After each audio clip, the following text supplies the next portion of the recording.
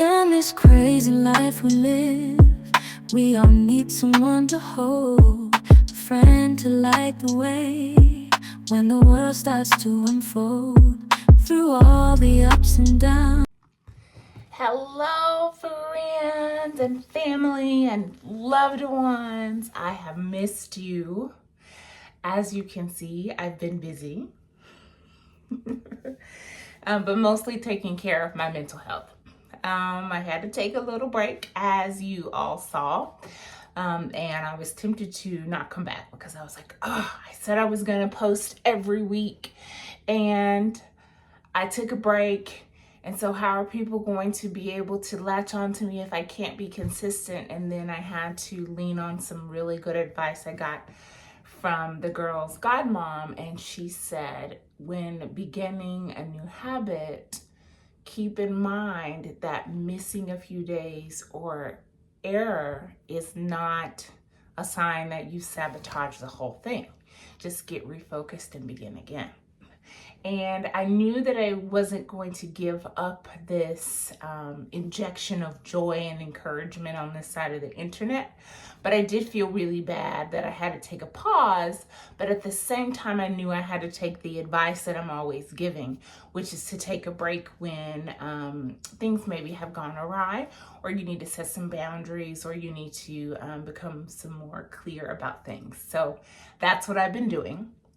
I have been diving deep into my alone and quiet time, and I have been prioritizing myself and setting some real boundaries and taking some hard looks at the things going on in my life, and at the advice of another very intelligent and bright colleague and dear friend. I took a look at everything that was going on in my life and had to release some things that weren't necessarily bad, but that I didn't have the bandwidth for at this time and that were no longer serving me. And so when I did that evaluation and that clean out, I also found that having to spend excessive amounts of time doing my hair was one of the things that I could easily let go of, and I kind of had missed my short hair, and I always wanted to do this icy blonde platinum color, so here we are. And lucky for me as a Black woman, if I want to have hair again, it just takes a little text to my dear cousin who does hair, and it can purchase me some at a really good price. So that's that. So back to this taking my own advice and taking breaks and boundaries and therapy. So my therapist, who is amazing. I found her via my cousin, who is a therapist, who sent me to basically what is Tinder for counselors and therapists and psychologists and psychiatrists. You can put in exactly the type of person who you think is going to serve you best as you journey through whatever issues you are trying to navigate. And it's cool because I think it's so helpful to be speaking to someone who has had the same lived experience.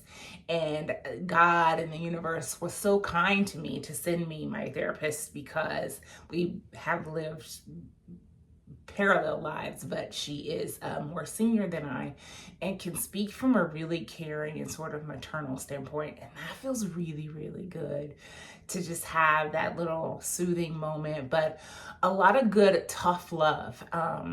Because I like to talk a lot and answer my own questions, but taking action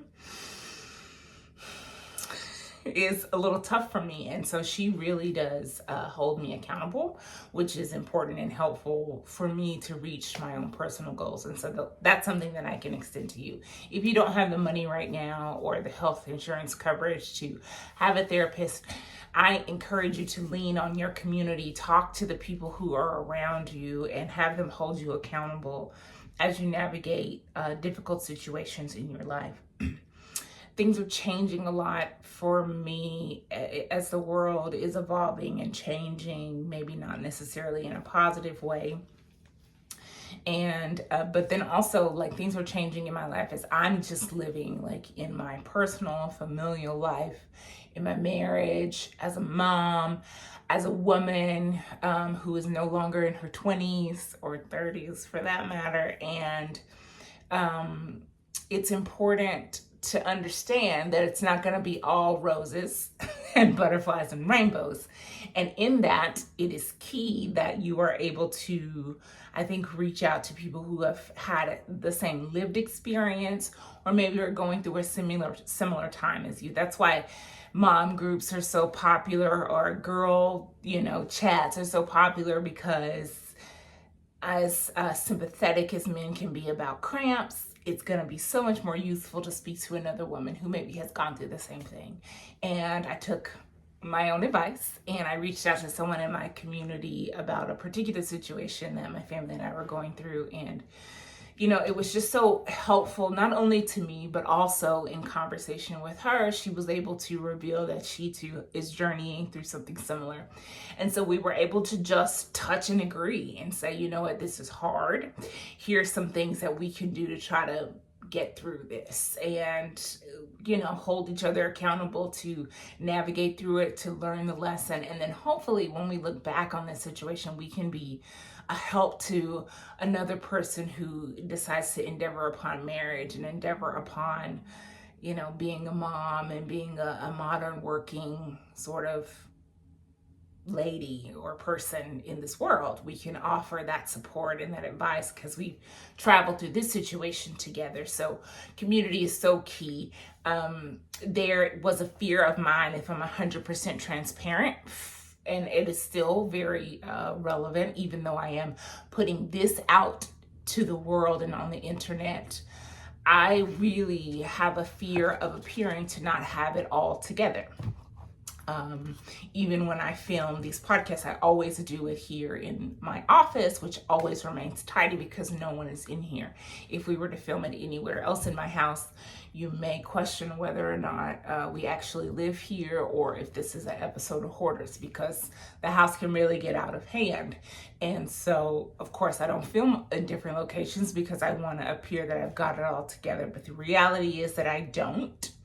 And that in and of itself is a truth of all humans. No one has it all together, but it's a blessing because it's important for people to also feel needed, and it's important for people to also know that you're not meant to be perfect. If you were perfect, you'd be God, or you would have created the earth. That's just my opinion about the situation. And so not knowing everything and not having it together, and having the courage to admit to that and then ask for some support through that is a really big thing, and it's very hard, but it's okay. And you may be met with people who are not as receptive to what you're going through, or don't have really any kind of clarity on the situation, and that's okay. That doesn't mean that you stop reaching out, and it doesn't make you seem less of a person to reach out and ask for help, or just ask for some community around situations. It's encouraged. And what you'll find is that it may not be as big of a mountain as you have thought it up to be inside of your head. And you may find that the people in your life are able to offer some really good solutions to help you. And if nothing else, it will draw you closer and maybe put a mandate on you guys being more in community. Especially, like I said, as things are changing in your life as you're growing, but then also as things change on the outside that are absolutely out of our control. Also, in speaking with my friend, she said something to me that I've always said, but I just forgot. Well, I didn't forget. I was just too wrapped up in the hard that I had stopped completely taking a moment just to live in gratitude.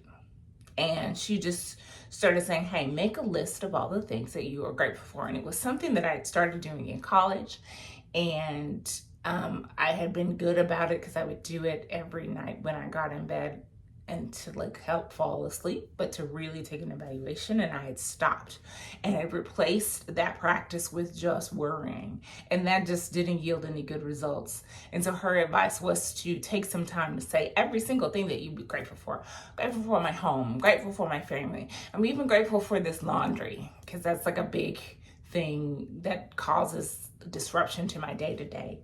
And she said, because some people don't have laundry, and that's the truth of the matter. So we won't go into like a comparative suffering, like, oh, it could be so much worse. But instead of dwelling and spending time and watering this worry, instead we're spending time and watering this thing that we can be grateful for. So I won't keep you any longer. I just wanted to say thank you for being patient as I took some time to rearrange some things in my life, to rearrange the focus to myself, to put myself as a priority, which then in and of itself allows me to be a better mom and a better wife and a better friend and a better sister. And now that I've kind of gotten on a new and self-care track, I am able to now continue to pour into others, which is something that really serves and warms my soul. So look for me again next Monday. But I want to say thank you to all of my community who have been patient with me, who keep coming back, who watch these videos, but then also who answer my text messages and answer my calls and meet me for coffees and gives me hugs and just pour into me in ways that are just invaluable, that I can't buy, that I can't get on Amazon, that I couldn't conjure up myself. This is the importance of community, and this is where our true strength lies, in the loving up of one another. So yeah, lean on your community, set your boundaries, take breaks when you need to, and come back. Taking a break or asking for help doesn't make you weak. Like I tell my students in my class, doing modification doesn't make you weak. It's smart. It makes you smart. It makes you really check into where you are, and then you'll have a good starting place to measure your progress as you get stronger. Okay, I love you. Have a great month of April. Tomorrow is April the 1st. This is not a joke. I can't believe it. We're almost in summer, and yeah, keep being grateful, and I'll talk to you soon. Bye.